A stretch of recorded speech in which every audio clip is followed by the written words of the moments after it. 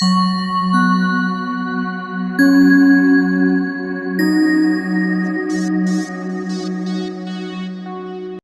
Everyone, मैं हूं शबनम और आपका मेरे चैनल ज़क ज़ायका में इस्तकबाल है।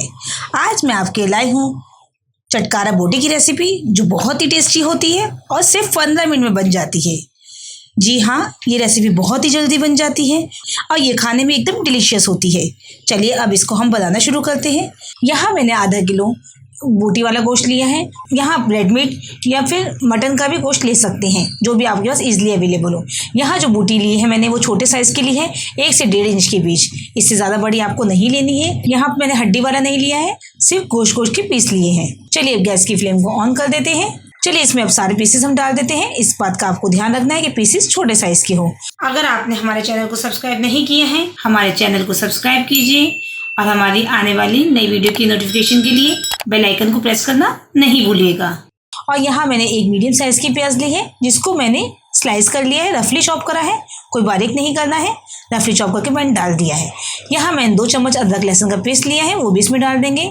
नमक यहाँ पे मैंने आधा चम्मच लिया है और यहाँ हमें पानी बहुत ही कम डालना है। यहाँ मैंने ग्लास का 8वां हिस्सा पानी लिया है, क्योंकि पानी या गोश्त में बहुत छोड़ता है। अगर हम पानी ज़्यादा डालेंगे तो हमारे गोश्त में बहुत पानी रह जाएगा और उसको बाद में हमें जलाना पड़ेगा। चलिए अब इसे हम पकने के लिए रख देते हैं। यहाँ मैंने ढक्कन लगा दिया है और हम 4 विसल तक इसको आने देंगे। हमें जो अपना मीट चाहिए वो एकदम टेंडर चाहिए, हमें अच्छे से गलाना है उसे। यहाँ देखिए 4 विसल आ चुकी है। गैस की फ्लेम को हम बंद कर देते हैं और इसके प्रेशर को हम नेचुरली रिलीज होने देते हैं। ये देखिए इसका प्रेशर रिलीज हो चुका है। अब हम ओपन करके देखते हैं कि हमारा गोश्त गला है या नहीं गला है। ये देखिए मैंने इसमें बहुत ही कम पानी डाला था, लेकिन तब भी इसमें पानी बचा हुआ है।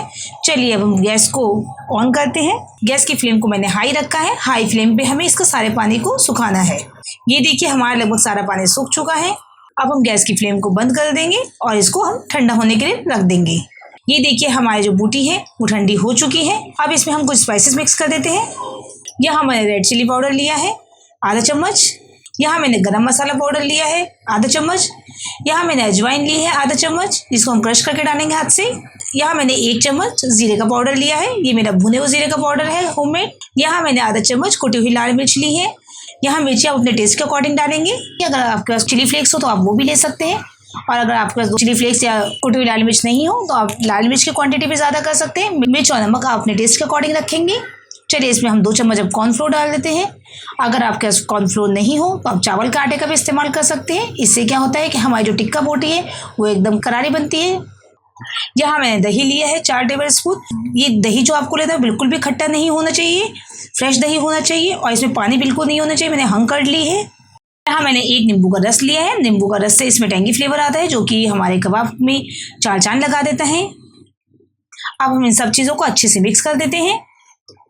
ये मैंने देखिए सारे मसाले को अच्छे से मिक्स कर दिया है। अब इसमें एकदम बाजार लुक लाने के लिए यहाँ पे मैं तंदूरी फूड कलर ले रही हूँ। ये रेड फूड कलर है, जो कि इजीली मार्केट में अवेलेबल होता है। ये भी इसमें डाल देते हैं। ये हमें ज़्यादा नहीं डालना है, केवल 2 पिंच ही डाला है हमने। अब इसको भी हम अच्छे से मिक्स कर देते हैं। ये हमने मसाला भी अच्छे से मिक्स कर दिया है।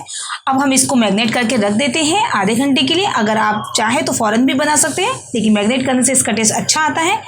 चलिए अब मिलते हैं 20 मिनट के बाद। ये देखिए हमारा जो पीसेस है वो अच्छे से मैरिनेट हो चुके हैं। जो बोटियाँ हैं उस पर अच्छे से मसाला अंदर तक ऑब्जॉर्ब हो चुका है। अब मैंने यहाँ पे तेल भी गर्म होने के लिए रख दिया है। तेल हमें यहाँ पे मीडियम हॉट चाहिए, ज़्यादा गर्म नहीं चाहिए। तेल हमारा गर्म हो चुका है। एक एक बोटी करके हम डाल देते हैं। यहाँ पे गैस की फ्लेम को मीडियम रखना है। एकदम हाई रहेगा तो हमारी जो बोटी है वो बहुत जल्दी जल जाएगी। इसको फ्राई होने में ज़्यादा टाइम नहीं लगता है, क्योंकि बोटी हमारी पकी हुई है। कि ऊपर से हमें गोल्डन कलर चाहिए होता है। बोटी हमारी पकी हुई गली हुई है। बोटी को हमें गलाना नहीं है, केवल क्रिस्पी फ्राई करना है। चलिए अब दोनों साइड से इसे क्रिस्पी फ्राई कर लेते हैं। चलिए देखिए एक साइड से हमारा जो बोटी थी वो अच्छे से फ्राई हो चुकी है। अब सारी बोटियों के हम साइड चेंज कर देते हैं। गैस की फ्लेम को यहाँ पे मैंने लो कर दिया है।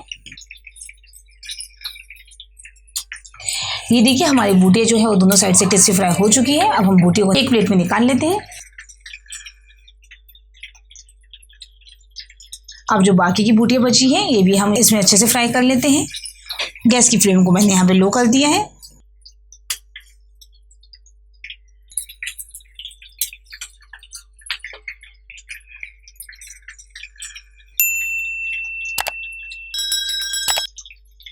चलिए इन सारी बोटियों को भी हम अच्छे से क्रिस्प फ्राई कर देंगे। उसके बाद मैं इसको डिश आउट करके दिखाती हूँ आपको। ये देखिए हमारी मसाला टिक्का बोटी एकदम तैयार है। आपने देखा इसे बनाना कितना आसान है और ये देखने में जितनी ज़्यादा टेस्टी लग रही है उससे कहीं ज़्यादा ये खाने में टेस्टी है। आप इसे साइड डिश के तौर पर या दाल चावल के साथ या पराठे के साथ सर्व कर सकते हैं। ये सबके साथ बहुत अच्छी लगती है। आप एक बार बनाएंगे तो इंशाल्लाह बार बार मेरी रेसिपीज़ को फॉलो करेंगे। मैंने इसे सर्व किया है ग्रीन धनिया पुदीना की चटनी के साथ और नींबू के साथ।